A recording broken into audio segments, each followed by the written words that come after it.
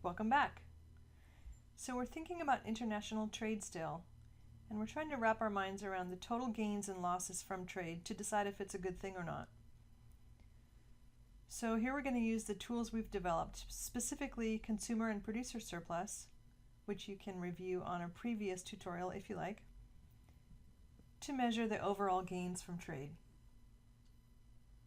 So we can use what we've developed so far in terms of models to figure out the effects of free trade on our equilibrium price and quantity, the number of imports, and the effects of trade barriers on domestic equilibrium price and quantity and imports. So for this video, we'll look at the first part. What are the effects of free trade on our prices and how much we import? And then in the next video, we'll look at the effects of trade barriers on those same ideas. So as you recall, consumer and producer surplus can be characterized this way. The area under the demand curve is the consumer surplus. The area above the supply curve and below the price is producer surplus. And these represent the total monetary accrual in gains for both sides in a market transaction. So what if we have imports? Well, if we have imports, probably what it means is that the world price that other countries can sell is going to be lower than our price. What do we call our price? Our domestic price is also the autarky price. Autarky, as you remember, simply means a country is self-sufficient. It does not trade with any outside country. So if we lived in a world without trade, all of our prices would be our autarky prices. But consider a world where maybe the world price is lower than our autarky price. What this means is our consumers are able to access cheaper international prices, and so our domestic demand is going to be higher. The quantity demanded is going to be higher whenever the price is lower, and the world price indeed is lower than the previous case in which we had no international trade. So we're going to see that these products are getting cheaper, and so our consumers are buying more of them. But notice, we can't supply this whole demand with our own goods.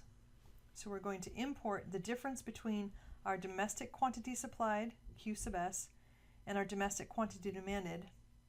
That difference is what we're going to have to import. So that horizontal distance between QS and QD, that's our imports when the price is at the world price. Here's a practice question for you. Feel free to pause it and work it. Here comes the answer.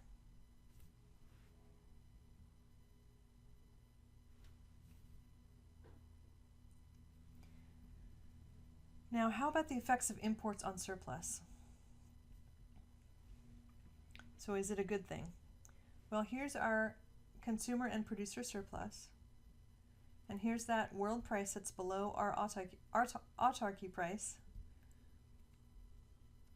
And if we allow that price to drop, what we're going to see is that producer surplus drops, right? Because the price is lower. That reduces our producer's surplus. But it means that our consumers get more surplus. So our producers lose X, but our consumers gain X plus those triangles over there to the right. So X plus Z. So if you do all the math up there at the top, the consumers gain X plus Z, the producers lose X, and so we gain Z overall. There's a net gain in trade. There are losses, but the gains overwhelm the losses. So this is behind the economist's mainstream assertion that free trade overall is a benefit. Okay, so consider a different case. This case is where we have exports. So we're not going to import everything. Surely we're going to export something. What are we going to export? Well, those things that we have comparative advantage in, right? So let's assume in this case that our autarky price is below the world price. So other countries will favor our imports. They'll end up wanting to buy our exports from us. They will import them. So our price is below the world price, and what that means is that our domestic supply is going to rise, because our suppliers will find that their goods can be sold for higher prices abroad, and so they begin to do that. That pushes up the overall price, but as that overall price gets pushed up, our domestic demanders lose out a little bit because they get a higher price, right? Helps our suppliers, hurts our consumers. But before we measure those gains, let's think about the amount of exports. How could you calculate the amount of exports? Again, it's simply holding that price constant, P sub W, and then looking at the domestic demand and the domestic supply. In this case, Q sub S is higher than Q sub D. That horizontal distance measured at the bottom there is exports. Here's a practice question for you. Feel free to pause it. And here comes the answer.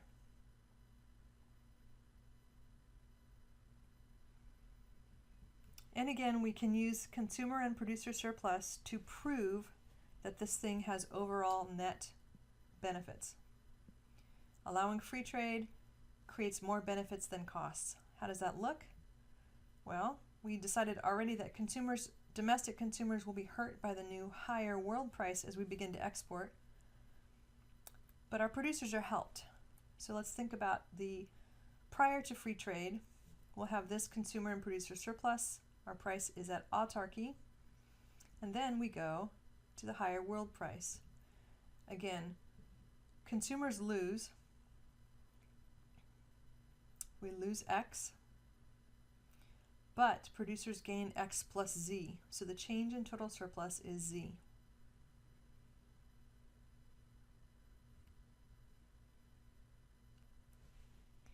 There's one more thing to consider here, and this is a pretty big question.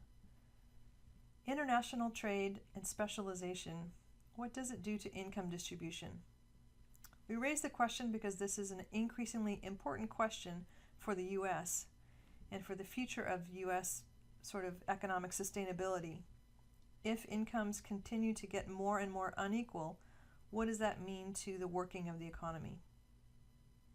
So a couple of terms here. Exporting industries produce goods and services that are sold abroad, and import competing industries produce goods and services that are also imported.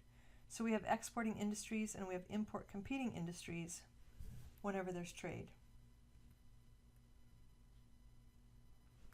Now, if it's true that there's growing imports of labor-intensive products from newly industrializing economies, traditionally known as lesser developed countries or third world nations, and we export high technology goods, does that mean we might see a widening gap between highly educated and less well-educated U.S. workers as this trade pushes up the demand and the pay for high-tech workers and creates more competition for the jobs in the low-skilled markets?